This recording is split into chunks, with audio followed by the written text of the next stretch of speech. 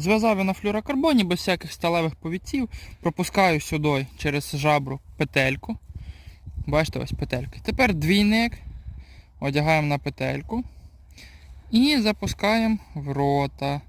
Хто ловив на жерлиці взимку, він, в принципі, цю тему бачив і знає. І виходить, що у нас живець, ось так вого, двійник у нього через рота. І коли щука б'є в голову, то вона гарно заковтує і засікається. Так що таке просте оснащення.